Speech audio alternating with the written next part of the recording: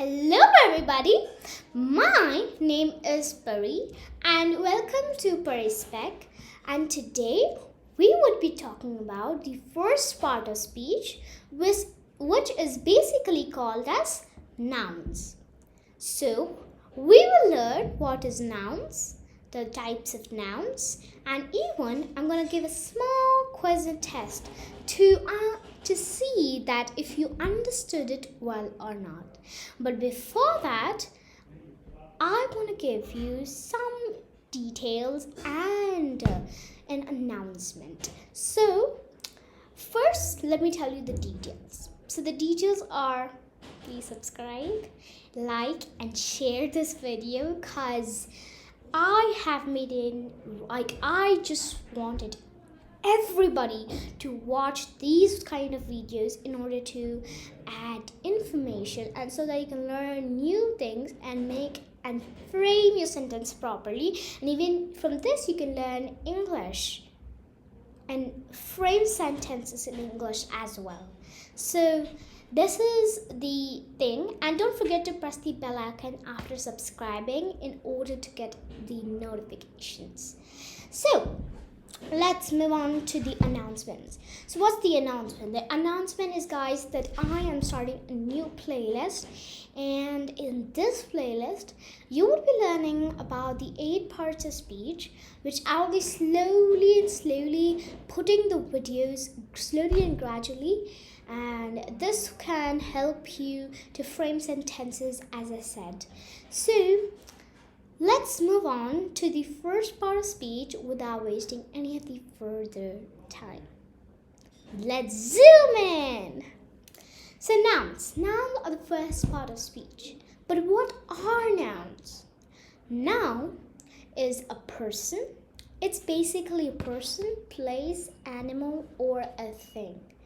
So if somebody asks you what is a noun, you could simply tell person, place, animal, thing. You just need to elaborate it a little more. You need to strengthen it with more words and letters, but that's okay. You could I'm telling you in a short example. You could say person, place, animal, thing. So it's quite easy. Noun is a person, place, animal, and a thing.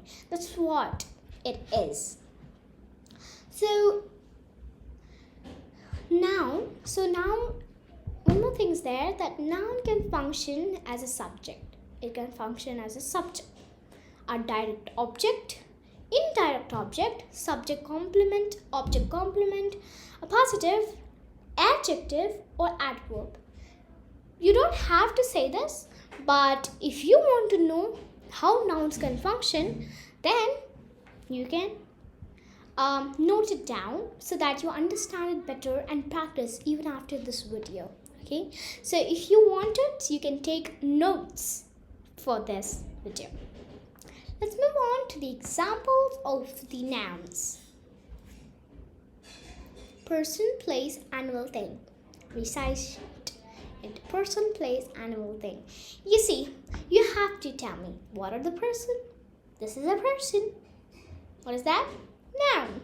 Place, noun. Animal, noun. Things. These are things. Clock is a thing. This book is a thing. This pencil is a thing. This cup is a thing. This liquid inside this cup is a thing. So these all are what? Nouns. So now let's move on to the types of nouns. What are the types of noun? The first type of noun is common noun. So common nouns are used to name a general type of person, place, animal, thing, which are many. We could say it as plural nouns, means lot of them are there. There's not only one, there are more than one. Like for example, can you see there's so many boys and girls? So those are general, so we'll call it common nouns because they're not particularly one, there are many of them. So there is 3 girls, 2 boys, there are more than one, because boys are a lot of boys, there's a lot of boys. So this is called a common noun. So common nouns, one rule is there in common noun is that they're not capitalized until they start a sentence. Like for example, the boys were going to play. So here it won't be capitalized. But if we say boys had to go to play, then here it will be capital because it's the starting of the sentence. Understood? Let's see some examples of common noun. Girl, city, animal, friend, house, food. Because there are many girl, many cities, many animal, many friend, many house, many food. And that's what they're called common nouns. Let's move on. Proper nouns. Okay, this one is just the opposite of common noun. Proper nouns means to name a specific type of person, particular place, particular thing, particular animal. That's called as proper noun. So, proper nouns begin with a capital letter. Proper nouns do not normally have a determiner before them. Not normally have determiner. So, proper noun is used to name a specific thing. So, specific person, a specific place, specific animal. So, what it means is that if only one person is there, means singular, then it's called a proper noun. Like many boys, but only one boy, like Ram. Ram is only one. There are not many Rams, right? There are not many Ram. So that's why we'll call it Ram as a proper noun. Because there are not many Ram, there are only one Ram. Okay? One Sanvi Modi, one you. There are not many of them, right? So, let's move on. Toothbrush. Toothbrush. What do you understand? Word plus word. Word plus word equals word. What that means. Tooth plus brush equals toothbrush. Means word is the tooth plus one more word, brush, equals both the words toothbrush. So these type of words are called compound nouns. When two or more words that create a noun, it's called a compound noun. For example, toothbrush, as I said earlier. So compound nouns are sometimes one word, like this. It's stuck together. Word joined by a hyphen means this sign, this minus type sign, is called an hyphen. So when words are joined with a hyphen, that is also a type of compound noun, like son-in-law, son hyphen in hyphen law. Or separate words like bus, space, stop, but it's still a compound noun. But one pronunciation technique that you're going to learn is that the main stress is normally on the first part of the compound word. So if you want to learn this, try with me this. Sunglasses, swimming pool,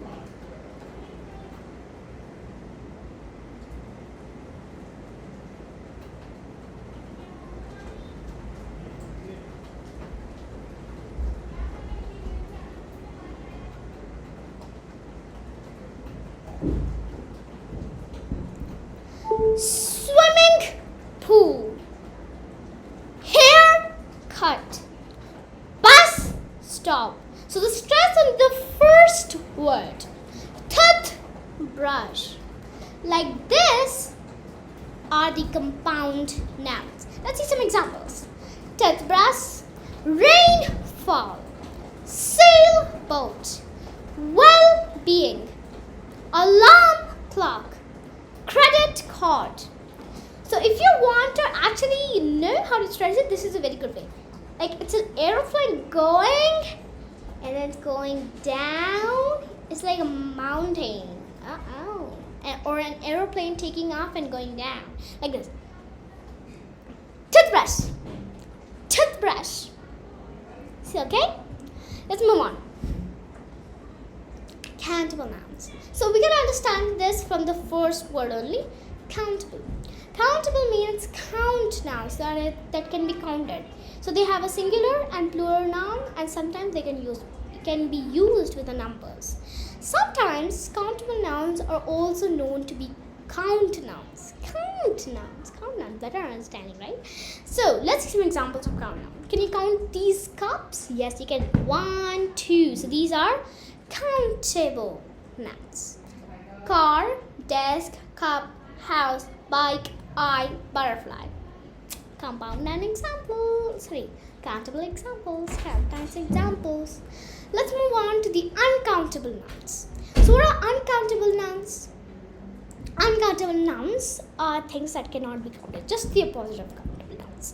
So uncountable nouns are things that cannot be counted, and sometimes what they're called? Mass nouns. What are they called? Mass nouns. So for countable nouns we say what? What do we say?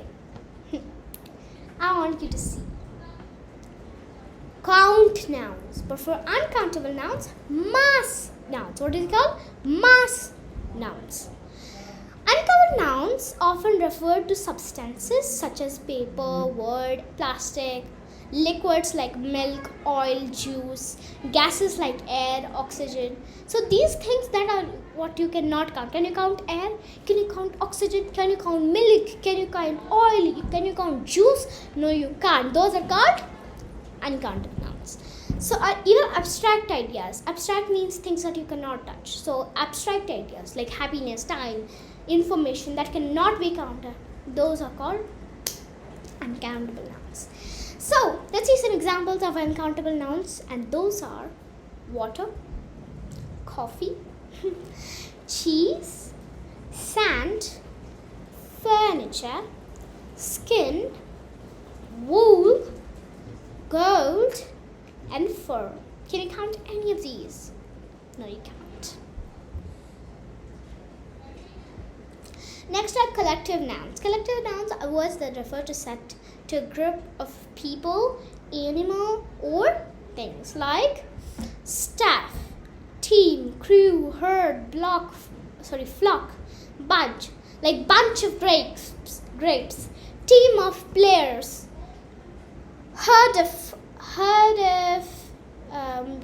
you can say herd of sheep, flock of cows, flock of sheep, herd of cows, something like that. So those are called collective nouns. So you friends, I have a task for you. What you have to do is that in your book you have to write through one example of collective noun, proper noun, and common noun. One example for each of them. Okay, so you do it, and then you have to see if you're correct. So and also congratulate yourself if you have done correct. That is how you will feel motivated and inspired. Let's move on. Concrete noun. Concrete nouns are things that can be touched. Like you can touch a book, you can touch a paper, got it? You can touch a pen, you can touch it. So those are called concrete nouns, means they exist physically and at least one of the senses work and we can detect it. They can be seen, felt, heard, smelt, or tasted. So some examples of concrete nouns are dog, tree, apple, moon, coin, sock, ball. So moon you cannot smell, you cannot touch, you cannot taste, but you can actually see. Those are existing physically. Sock, ball, water. Let's move on. Abstract nouns. Abstract nouns just the opposite of concrete. Abstract nouns have no physical existence, like air. Can you touch the air? No, I cannot touch the air. Even though we can smell it, we can not touch it, we cannot do anything, but it still works. Those are called abstract nouns. Let's see some examples of abstract. Love, time, happiness, bravery, creativity, justice, freedom, speed. Move on to the next one. Nouns. Nouns, sometimes called verbal nouns, and this is the most confusing type of noun. So, it's a noun form from a verb. So, this is a noun form from a verb. So, all the nouns means some of the words are ended as ing and sometimes are confused as being a verb of present participle. For example, running is good for you. Here running looks like it's a verb because of its ing ending, but it is a noun. It's a noun because we are talking about the concept of running. We are talking about a thing. So some examples of noun are reading, because reading is something ing, but it's a concept about how of reading. So it's like that. Writing, dancing, thinking, flying. So these are the things. Now it's plural singular. Many things like many dresses, many things are called plural noun. Many people called plural noun. But one thing called singular, like plural example. Toys, because there are many of them. Death. So plural example. Dresses is plural. Dresses are plural, right? So see, many dresses. These are plural.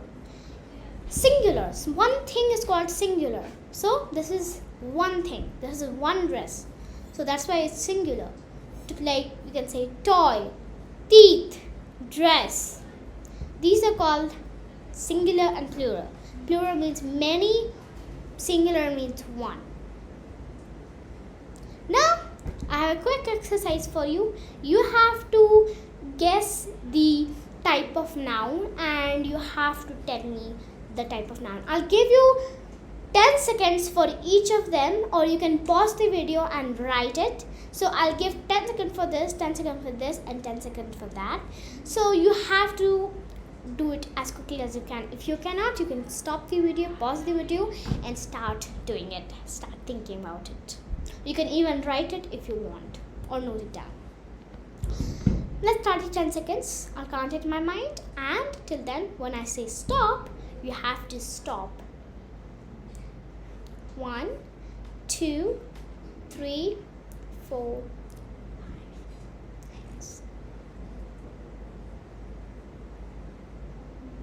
Stop. Let's move on to the next one.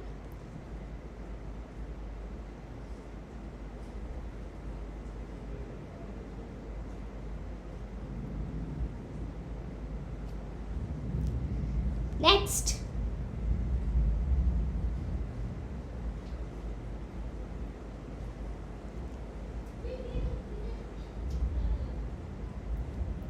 Let's see the answers. So this is a groom. This is a concept of flying. Okay. This is a compound noun. Toothpaste. And this is a proper noun. Okay. This is the proper noun because we are also explaining you that his name is Rohan. So it's a proper noun. Okay. So I hope you learned something. Thank you so much for listening to me. Have a great day. Bye bye. See you later.